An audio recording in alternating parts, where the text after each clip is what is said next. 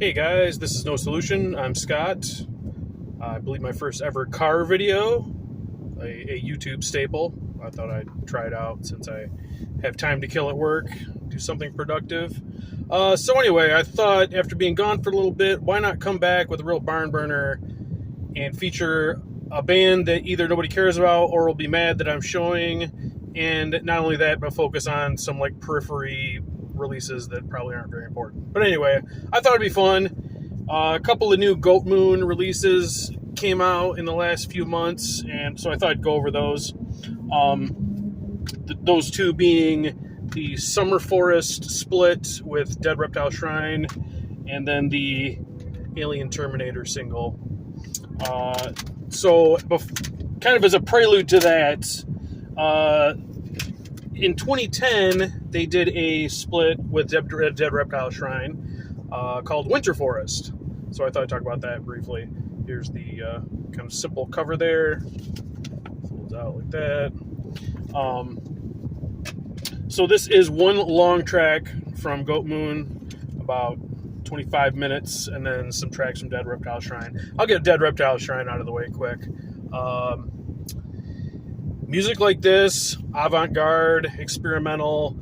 I used to think that I wasn't getting it, or I wasn't listening to it in the right headspace, or I wasn't smart enough. Maybe it's a function of my age, but now I suspect they're making fun of me. This music to me is nonsense. It's a one-man project, but it sounds like he strums on a guitar for a while with no discernible pattern or melody, and then he kind of awkwardly hits the drums for a while with no rhythm, records that, and then does some vocals and records that, and then mushes them all together. The pieces don't make any sense to me together, and individually they don't make sense either. So, I mean, maybe I'm an idiot and I just don't get it, but that's fine. I'm fine not getting it. If that sounds like something you might be into, maybe check them out. So anyway, the Goatmoon part is what I'll focus on here. One thing about Goatmoon, if you're not really that familiar with them, is they can vary wildly and do different things. It's one guy. But whereas like Roman from Drudka will form a different band, I don't know how many bands he has now, but any like kind of variation of a sound that he wants to pursue, he'll form another project. Whereas Goatmoon is just all under Goatmoon. It could be acoustic, it could be kind of punk, it could be dungeon synth. It doesn't matter. It's all under the Goatmoon banner. So you kind of don't know sometimes with these releases what you're going to get. This track, it's basically a bunch of sections that repeat, usually like 3 to 4 minutes, kind of simple, repeating the same thing, and then we move on to the next thing. So I guess I would call it ambient in that sense. There's not really any songs, I guess.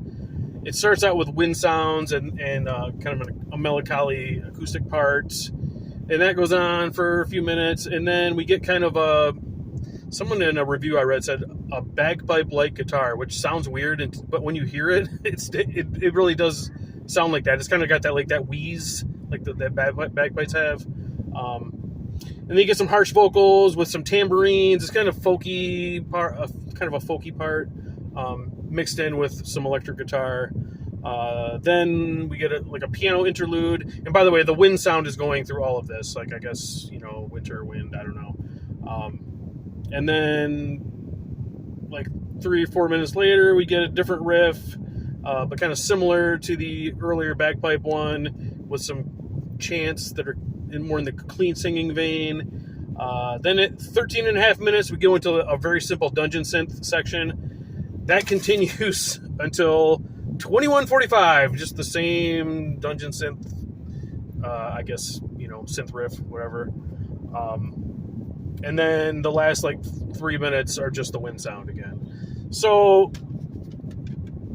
I would not recommend this, really. Even to Goatmoon fans, I wouldn't really recommend it. I don't think there's anything here that you really really need, unless you're a sicko that it's got Goatmoon written on it and you had to buy it, which that's the category I fall into. So, but yeah, not great.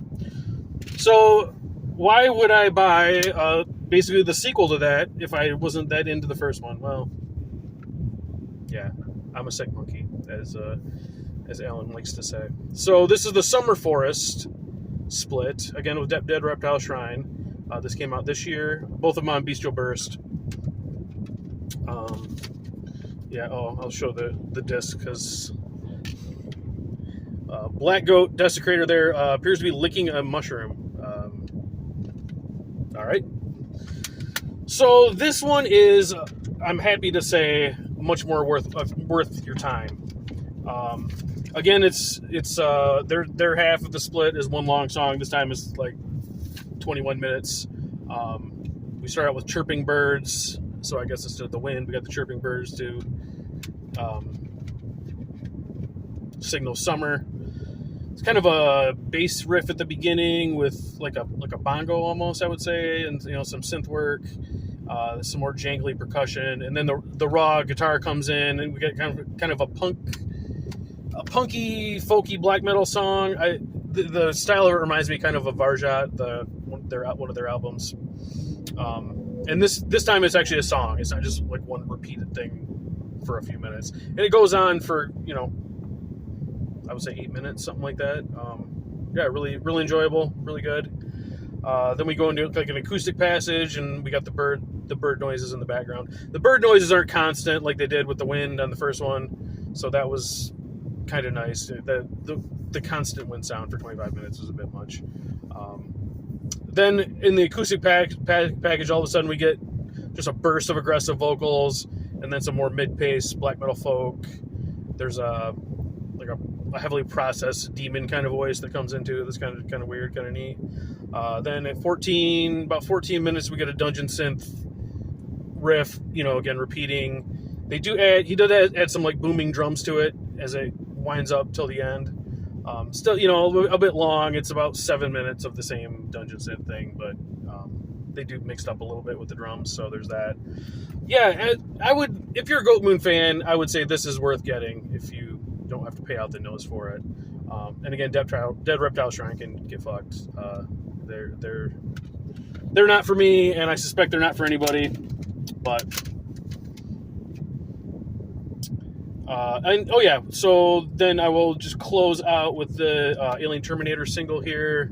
As you can see, it's like this kind of styled like a movie poster with a weird drawing of Black Goat as some kind of like Terminator, I guess, with like the cybernetic eye and the big gun.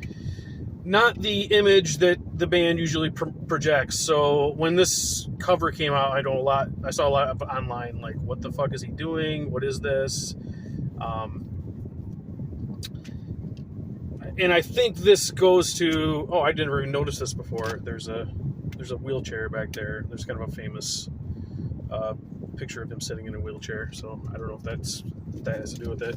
So then we got back here, we've got Maniac, who does vocals on this project, licking Black Goat's head with, they're like demons or whatnot. So yeah, this is Black Goat with Maniac of, X of Mayhem and Harold Mentor, I think, providing keys. And this is 2 tracks, but really it's just 1 track. The first track, Solar Storm, is basically just a long intro to the title track. It is just like a synth pulse going on, and Maniac sort of narrating in his, I call it his tyrant voice. I'm probably copying that from somebody, but it seems very appropriate. Like his booming kind of clean vocals he used a lot in Grand Declaration of War, the Mayhem album. And then it goes into the title track. Starts out with like a kind of almost a Peter Gunn kind of riff, that dun dun dun dun dun dun dun, that kind of thing. But when you get down to it, it's the raw black metal punk style of a Goatmoon song with some synths that are a little more prominent than they normally are in that kind of song. It's a cool song, but it is kind of unremarkable. But when everyone kind of freaked out about this cover, and when you hear the song, you're like, okay, it's not that weird. And again, this is basically a 4-minute song with a 4-minute intro on its own, CD/7-inch if you want to go that route. So Is it going to be worth it? I mean, you know, bang for your buck? No, probably not. If you're a Goatmoon fan, though, you'll probably want this. So, of the three, I think Summer Forest is the most worthwhile to check out. Yeah, so that's about all, guys. Thanks for watching. And I don't have a sign off. I didn't even think of it. Huh. All right. We'll just go back. We'll go back to the old favorite. CM Punk is a piss baby. Later.